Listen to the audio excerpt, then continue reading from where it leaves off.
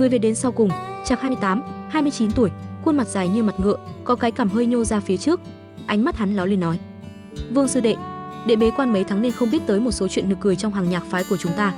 Đúng như từ sư muội đã nói, tên Vương Lâm đã dùng những thủ đoạn bỉ ổi để trà trộn vào hàng ngũ đệ tử." Vương Trác nghe xong, đắc chí cười lớn: "Vừa rồi, việc ngươi trở thành đệ tử đúng là khiến cho ta giật mình, nhưng không ngờ ngươi phải dùng tới thủ đoạn để vào đây. Tuy vậy, ngươi cũng có tư chất luyện thành tầng thứ nhất của ngưng khí kỳ, thì hà tất phải làm những việc mất thể diện như vậy, còn mang tiếng xấu cho Vương gia." "Vương sư đệ, ngươi nói sai rồi, tư chất tuy quan trọng, nhưng nghị lực còn quan trọng hơn. Tu tiên vốn là việc nghịch thiên, nếu như không có nghị lực thì cho dù tư chất có tốt như thế nào đi chăng nữa cũng chẳng ích gì." Nữ tử họ Chu nhẹ nhàng nói: "Vương sư huynh nói đúng, thoáng nhìn đã biết Vương Lâm là một tên ngốc, không giống với một người tu tiên." Nữ tử họ Từ đứng gần Vương Trác nói xen vào. Vương Lâm mở miệng cười nhạt, hắn hiểu quan hệ của mấy người đứng trước mặt mình rất phức tạp. Nhìn thì có vẻ như Vương Trác thích nữ tử họ Chu, nhưng nữ tử họ Từ lại rất quan tâm tới Vương Trác, vì vậy mà nàng mới liên tiếp hùa theo. Nụ cười của hắn khiến Vương Trác cảm thấy không thoải mái. Hắn hừ lạnh một tiếng, nói: "Vương Lâm, ta khuyên ngươi tốt hơn hết là nên rời khỏi hàng nhạc phái, bởi tới cuối năm sẽ có cuộc tỷ võ giữa các đệ tử trong môn phái. E rằng với trình độ như ngươi thì không chết cũng thành người tàn phế." Khi ở với Tôn Đại Trụ, Vương Lâm đã từng nghe nói rằng cứ vào dịp cuối năm, môn phái đều tổ chức tỷ võ giữa đám các đệ tử. Người thắng cuộc sẽ được nhận một món pháp bảo. Cuộc tỷ võ đó được chia làm hai bảng, bảng một là chọn ra 10 người xuất sắc nhất trong toàn bộ đám đệ tử nội môn. Bảng còn lại là tìm ra người ưu tú nhất trong số những người mới nhập môn của năm đó. Hắn bĩu môi nói: "Cảm ơn ngươi đã quan tâm, ta có tàn phế hoặc tử thương thì cũng không liên quan gì tới ngươi." Vương Trác cười khẩy, nói: "Ta xem ngươi là người thân thích nên mới nói thế. Nếu như ngươi không biết điều, đến lúc tỷ võ đừng trách ta không nương tay." Vương Trác từ nhỏ đã xem thường cả nhà Vương Lâm. Tuy trước đây hắn chưa từng gặp Vương Lâm nhưng đã nghe cha hắn kể rất nhiều. Đặc biệt là cha hắn có kể rằng năm đó cha của Vương Lâm đã dùng lời lẽ ngon ngọt lừa gạt Gia, còn đem một lượng lớn tài sản của gia đình chia cho kẻ thù, lại còn nhiều lần sỉ nhục cha hắn. Nhưng cũng may là những người thân thích cũng biết được việc đó nên đã giúp đỡ cha hắn đòi lại số tài sản đã mất. Chính vì thế mà hắn luôn cảm thấy cả nhà Vương Lâm là sự sỉ nhục của họ Vương.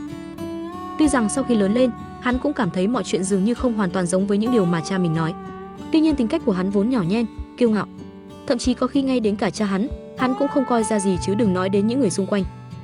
Nữ tử họ Từ đứng bên cạnh Vương Trác nói nhỏ: "Hai người là họ hàng với nhau à?"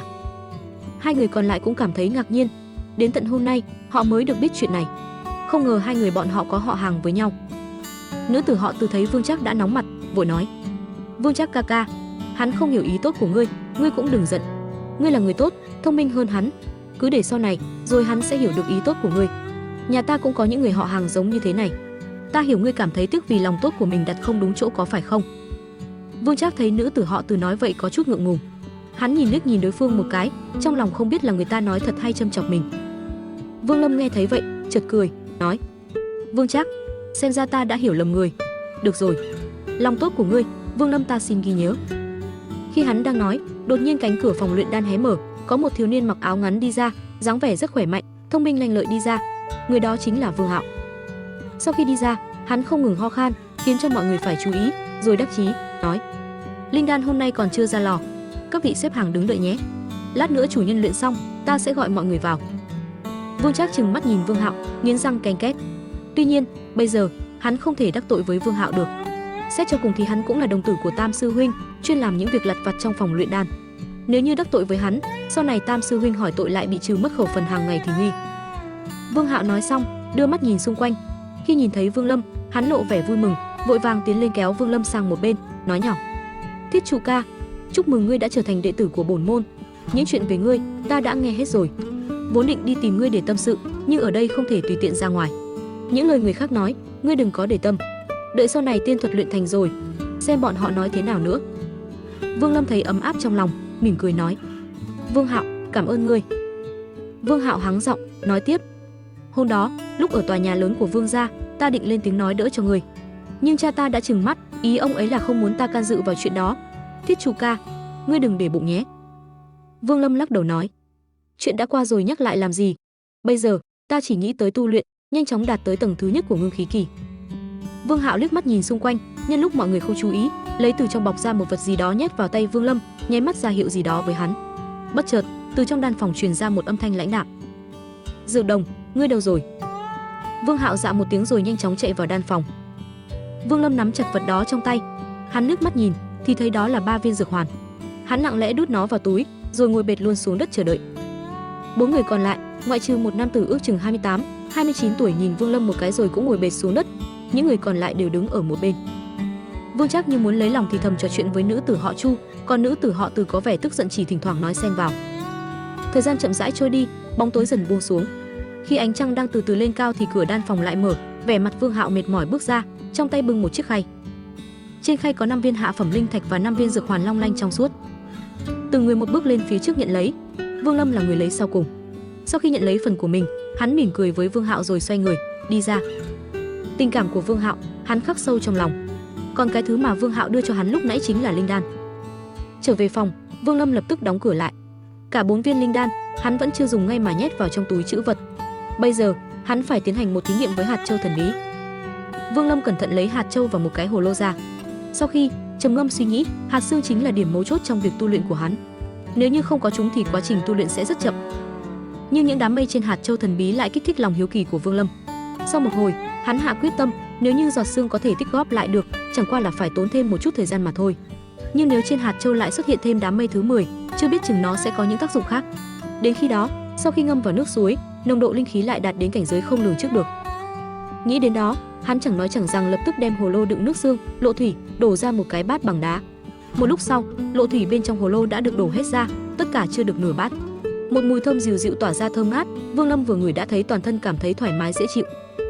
Hắn lo lắng mùi thơm sẽ khiến những người xung quanh chú ý, nên vội vàng cho viên ngọc vào và quan sát một cách chăm chú. Rất lâu sau, nước trong bát mới vơi đi một chút. Vương Lâm có chút thất vọng. Hắn cứ tưởng rằng có thể đạt ngay được kết quả tốt, nhưng cũng may là hương thơm từ trong bát đã biến mất. Vương Lâm trầm tư hồi lâu, đem chiếc bát đặt dưới giường rồi khoanh chân ngồi ở trên giường. Hắn cầm trong tay một viên hạ phẩm linh thạch, bắt đầu hấp thu. Hơi thở một dài ba ngắn dần dần trở nên đều đặn. Mặc dù trong 2 tháng nay hắn không có hấp thu linh khí, nhưng đối với phương pháp hô hấp đó thì đã không còn như trước đây nữa. Bây giờ hắn đã quen với cách hít thở đó. Bình thường cho dù không ngồi xuống, nhưng hắn vẫn duy trì phương pháp hít thở như vậy. Sau một đêm, Vương Lâm mở mắt, vội vàng lấy bát dưới giường ra, thấy nước trong bát đã vơi đi một nửa, nhưng đám mây thứ 10 trên viên ngọc vẫn chưa xuất hiện. Hắn cũng không bực tức. Sau khi đã cất kỹ chiếc bát, hắn do dự một chút rồi lấy từ trong túi trữ vật ra một viên linh đan mà nuốt. Một luồng khí nóng xuất hiện chạy khắp cơ thể. 1 tháng ở Tôn Đại Trụ, Vương Lâm đều phải trải qua những việc như vậy. Hắn tiếp tục thổ nạp mãi cho tới tận đêm khuya, sau đó chậm chậm nhả ra một luồng khí màu trắng rất dài, trong mày cười khan, tự nói với mình, linh đan thực sự rất giống với thang thuốc ở chỗ Tôn Đại Trụ, đều được luyện chế từ những loại thảo dược có chứa rất nhiều linh khí. Mỗi khi ăn vào chỉ là cảm thấy cơ thể thư thái dễ chịu, thậm chí ngay cả cảm giác đói cũng không còn nữa. Đáng tiếc là vẫn không thể ngưng tụ được linh khí. Hắn thở dài một tiếng, Vương Trác có thể luyện được tầng thứ nhất của ngưng khí chỉ trong vòng 1 tháng. Vẻ mặt Vương Lâm không có biểu hiện gì dị thường, nhưng trong lòng có chút không vui, tố chất quả nhiên là vấn đề cốt lõi của việc tu tiên. Nhưng với tính cách của Vương Lâm, hắn sẽ không bao giờ cho phép mình từ bỏ. Hắn tự an ủi mình có được linh ngọc, linh khí thì không thiếu. Tuy bây giờ chưa thể ngưng tụ linh khí, nhưng kiên trì luyện tập thì sẽ thành công thôi. Thời gian, Vương Lâm cắn môi, hít một hơi thật sâu sâu. Hắn lấy chiếc bát từ dưới giường ra, nước trong bát chỉ còn một chút. Tuy nhiên đám mây thứ 10 trên viên ngọc thì vẫn chưa thấy đâu. Hắn lại vội vàng lấy chiếc hồ lô đựng lộ thủy ra. Lần này dịch thể hơi nhiều, đổ đầy bát mà vẫn còn một chút. Vương Lâm tu một hơi hết luôn chỗ dịch thể còn thừa, rồi tiếp tục thổ nạp. Lần này trong cơ thể trào dâng một dòng khí nóng mãnh liệt hơn tất cả những lần trước. Hắn cảm thấy cổ họng khô rát liền tiếp tục thổ nạp theo phương thức đã luyện. Không lâu sau, Vương Lâm cảm thấy có gì đó không ổn, luồng khí nóng trong cơ thể không tiêu tan như những lần trước mà theo nhịp hô hấp ngày càng tích tụ nhiều, hắn cảm thấy toàn thân đau nhức. Thân thể giống như một quả bóng đang được bơm căng phồng lên tới đỉnh điểm của giới hạn cơ thể. Vương Lâm kinh hãi ngừng hít thở, nhưng cảm giác đau nhức vẫn không hề mất đi. Hắn mở mắt ra và phát hiện mạch máu trên khắp cơ thể nổi lên như những con sâu xanh khiến cho người khác nhìn thấy đều phải kinh sợ. Vương Lâm không hề biết, thang thuốc mà hắn uống trước đây cũng không có nhiều linh khí. Vì vậy mà kết hợp với phương pháp hít thở một dài ba ngắn, cộng với việc linh căn của hắn bị khuyết thiếu khiến cho tốc độ tiêu tan linh khí cực nhanh. Thêm nữa mỗi khi tới những điểm quan trọng, hóa linh thảo đều phát huy tác dụng khiến cho linh khí ngưng tụ trong cơ thể mãi cũng không thành công. Nhưng bây giờ thì khác, sau khi hắn đã uống lộ thủy, linh khí liền ngưng tụ tới mức rất cao, nhiều hơn tốc độ tiêu tan của linh khí trong cơ thể hắn. Lúc này hắn không hít thở cũng không sao, đợi một thời gian thì sẽ tiêu tan hết. Nhưng một khi hắn hít thở thì chẳng khác nào đổ thêm dầu vào lửa. Hắn biết mình đang gặp rắc rối, nhưng lại không biết nên xử lý như thế nào.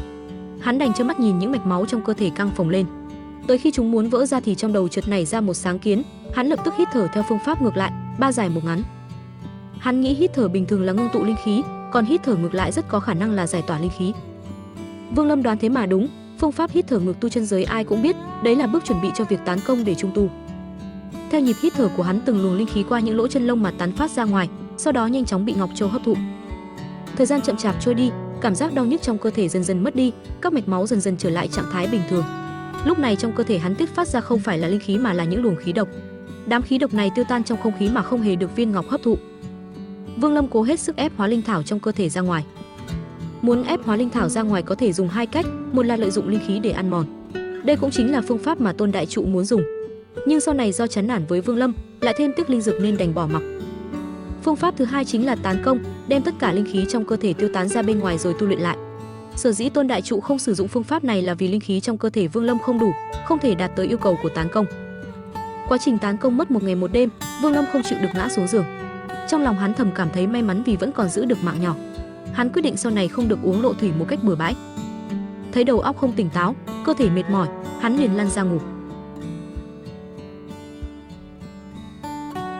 Không biết thời giờ đã trôi qua bao lâu, Vương Lâm mở mắt ra nhìn về phía cửa sổ, bên ngoài trời tối đen như mực. Hắn từ trên giường bước xuống, hoạt động thân thể một chút không cảm giác thấy có điều gì khác thường. Hắn cúi xuống cầm chiếc bát lên, phát hiện toàn bộ chất lỏng trong bát vẫn chưa biến mất, lấy hạt châu ở bên trong ra quan sát cẩn thận một lúc. Trên mặt Vương Lâm hiện lên vẻ vui mừng, đám mây thứ 10 đã xuất hiện vào chỗ trống còn lại. Vương Lâm thấy tỉnh táo hẳn lên, cầm viên ngọc ngắm nghía một lúc, rồi đóng cửa phòng lại. Sau đó, hắn đi tới con suối trên núi múc một bát đầy nước, rồi lại vội vã trở về phòng bỏ viên ngọc vào. Làm xong tất cả mọi thứ, hắn thử uống một ngụm nước suối. Một lúc sau, hắn vẫn cảm thấy không có gì khác thường. Vương Lâm nghi ngờ nhìn viên ngọc, rồi cho lên miệng cắn, không ngờ nó vẫn cứng ngắc. Hắn chích một giọt máu rồi nhỏ lên, viên ngọc vẫn không có gì khác thường. Hắn ngập ngừng một lúc rồi lấy chiếc bát nện một phát vào viên ngọc. Hắn cho rằng sau khi viên ngọc xuất hiện đám mây thứ 10 sẽ có những biến đổi. Choang, choang tiếng chiếc bát vỡ vang lên. Vương Lâm tê hết cả tay nhưng viên ngọc vẫn trơ không chút xây sát. Dùng hết mọi cách mà vẫn chưa thấy viên ngọc có gì thay đổi. Vương Lâm cảm thấy tiếc hai bình lộ thủy, bực tức ném viên ngọc sang một bên. Một lát sau thấy không đành lòng, hắn lại nhặt lên, tập trung tinh thần nhìn kỹ. Hắn cứ nhìn rồi tự nhiên xuất hiện cảm giác buồn ngủ. Vương Lâm cảm thấy ngạc nhiên, rõ ràng là mình vừa thức giấc sao lại buồn ngủ được. Hắn dụi mắt rồi tiếp tục quan sát.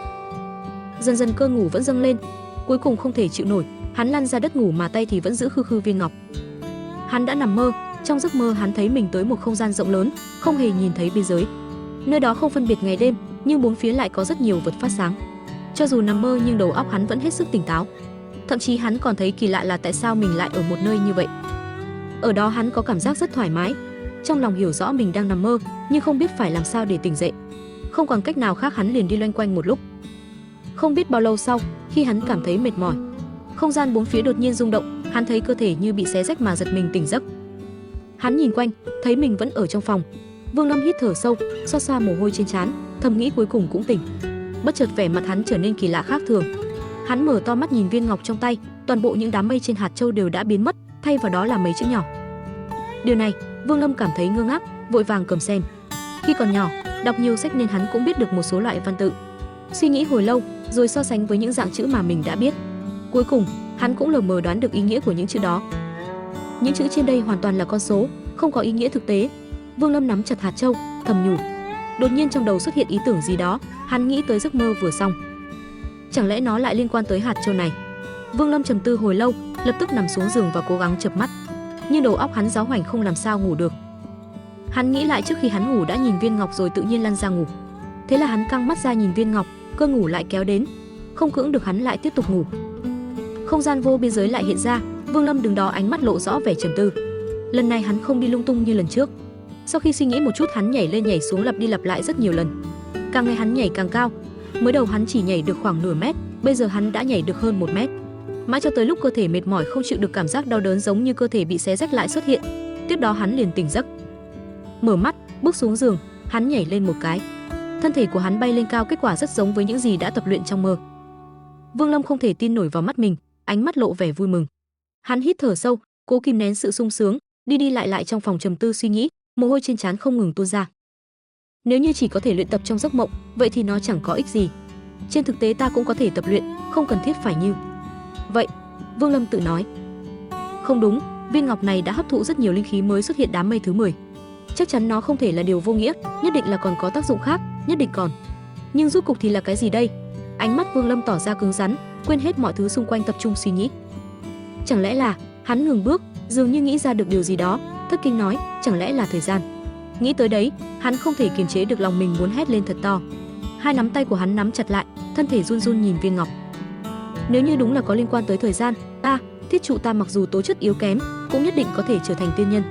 Vương Lâm hít thở sâu mấy lần, lấy lại trạng thái bình thường. Hắn chẳng nói chẳng rằng lấy ngọn đèn trong phòng ra. Sau khi đã đổ đầy dầu, cầm viên ngọc ngồi thẫn thờ trong một góc, trong lòng nhẩm tính thời gian. 5 giờ sau, ngọn đèn hết dầu tắt ngấm. Vương Lâm lại vội vàng đổ thêm dầu. Sau khi châm lửa, hắn lại cầm viên ngọc và bước vào giấc mộng. Lần này hắn không luyện tập nhảy cao nữa mà khoanh chân ngồi dưới đất tính toán thời gian. 1 giờ, 5 giờ, 10 giờ, 20 giờ, 35 giờ, 50 giờ. Cảm giác đau nhức lại xuất hiện, Vương Lâm mở mắt, ngọn đèn có dấu hiệu chuẩn bị tắt. 10 lần. Thời gian trong giấc mộng trôi nhanh gấp 10 lần thời gian thực tế. Vương Lâm vui mừng đứng dậy, cầm chặt viên ngọc. Lần đầu tiên hắn cảm thấy việc tu tiên chắc chắn sẽ thành công. Lúc này mặt trời đã lên cao, hắn cố gắng trấn tĩnh, không vội vàng dùng viên ngọc cho việc tu luyện. Hắn thừa hiểu nếu như ban ngày ban mặt mà sử dụng viên ngọc sẽ có lúc có người phát hiện ra. Vì vậy, hắn đành cất viên ngọc vào túi, đẩy cửa bước ra ngoài. Ở sơn tuyền, sau khi lấy về rất nhiều tuyền thủy, Vương Lâm trở về phòng bắt đầu luyện chế linh khí tuyền thủy. Buổi tối, hắn khóa chặt cửa phòng, còn dùng một sợi dây thừng buộc một đầu vào cửa, một đầu vào cánh tay.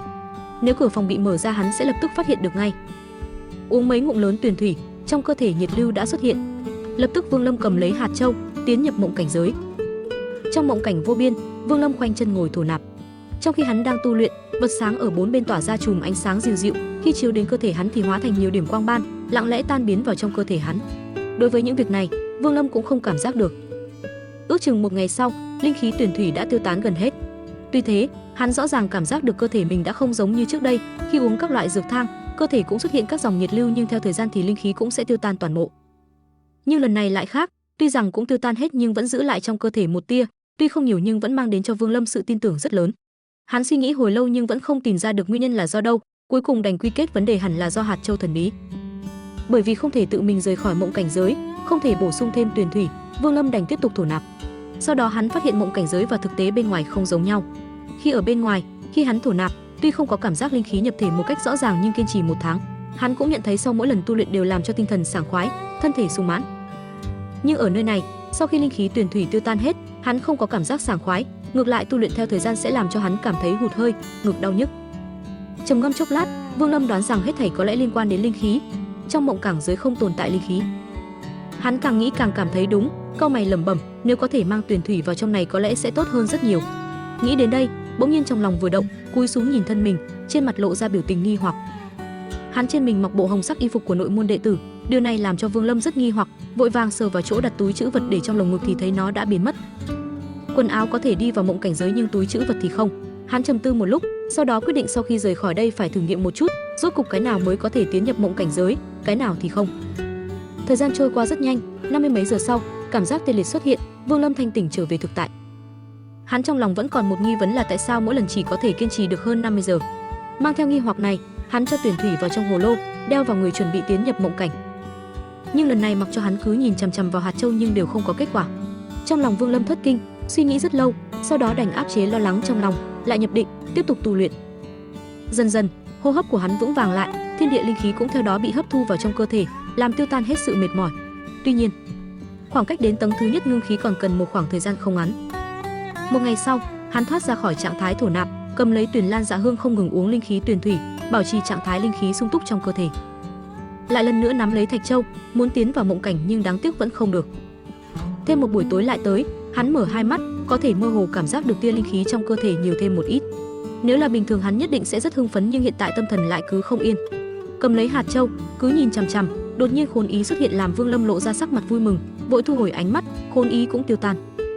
Hắn đứng lên, vuốt cằm suy nghĩ cẩn thận, nhớ lại 4 lần tiến nhập mộng cảnh giới trước đó, rốt cục phát hiện một vấn đề. 2 lần đầu tiên tiến nhập là liên tục, lần thứ 3 là sau khi quan sát 5 ngọn đèn mới có thể, còn lần thứ 4 lại cách sau một buổi ngày. Bởi vậy có thể thấy tiến vào mộng cảnh giới có nhất định hạn chế. Phương pháp ổn thỏa là giữa 2 lần cách nhau ít nhất 5 canh giờ trở lên mới chắc chắn có thể tiến vào. Sau khi giải quyết được vấn đề này, Vương Lâm thử nghiệm xem có thể mang theo những vật gì tiến vào mộng cảnh giới. Để thử nghiệm, hắn mang theo rất nhiều đồ vật. Trước hết là 3 cái hồ lô, một chứa lộ thủy từ trước, một cái trống không, cái còn lại chứa tuyền thủy. Cái bát đá đã bị vỡ thành các mảnh nhỏ cũng bị hắn cho vào trong ngực áo. Ngoài ra hắn cũng quấn lên người đồ ăn, quần áo rồi mới nhìn chằm chằm vào hạt châu, tiến nhập vào mộng cảnh giới. Ở trong mộng cảnh, Vương Lâm lập tức kiểm tra toàn thân, đồ ăn, quần áo, mảnh bát đá cũng còn, chỉ có 3 cái hồ lô không còn. Trong lúc đang nghi hoặc, hắn đột nhiên nhớ đến trong mộng cảnh không có linh khí. Trong đầu lập tức hiện lên ý nghĩ rằng những thứ có thể tiến vào trong mộng cảnh đều là phàm vật, là những thứ không có linh khí. Mà cả 3 cái hồ lô, túi trữ vật đều nhiều ít có chứa đựng linh khí cho nên không thể mang vào trong này.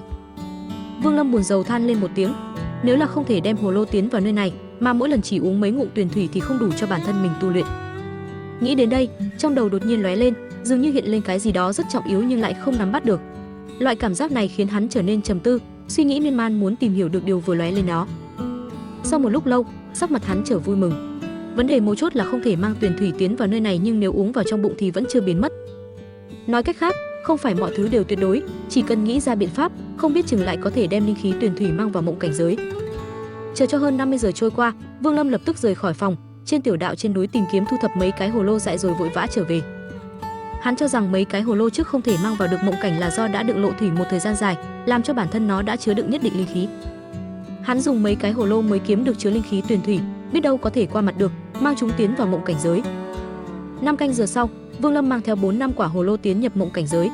Ngay khi vừa vào, hắn lập tức kiểm tra trên người, vui mừng phát hiện toàn bộ số hồ lô trên đều còn. Mở ra thấy tuyền thủy bên trong vẫn còn, uống một ngụm thấy vẫn còn linh khí. Vương Lâm hưng phấn uống luôn một ngụm lớn, khoanh chân ngồi xuống tiến vào cảnh giới vô ngã, chuyên tâm tu luyện. Mỗi khi linh khí tiêu tan hết, hắn lập tức uống tiếp mấy ngụm.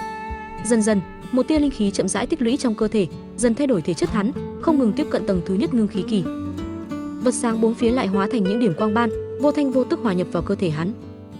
Lấy thể chất linh căn của Vương Lâm, nếu không có hạt châu thần bí, không có linh khí tuyền thủy, hắn phải cần đến mấy năm mới có thể thành công tu luyện tầng thứ nhất linh khí kỳ, nếu muốn tu luyện đến hóa linh thảo thì còn cần ít nhất 3-50 năm mới thành công. Sử dụng MOTH thắng dược thăng của Tôn Đại Trụ giúp hắn giảm bớt quá trình này. Vương Lâm trong khi vô ý tán công, bỏ mất hóa linh thảo. Nhưng dù vậy cũng phải mất đến khoảng 10 năm mới có thể tu thành. Nhưng hiện tại, Vương Lâm không thiếu linh khí, lại nắm giữ mộng cảnh giới, có thể làm gia tăng 10 lần thời gian. Hắn đã có thể thấy sắp thành công tu thành tầng thứ nhất ngưng khí kỳ.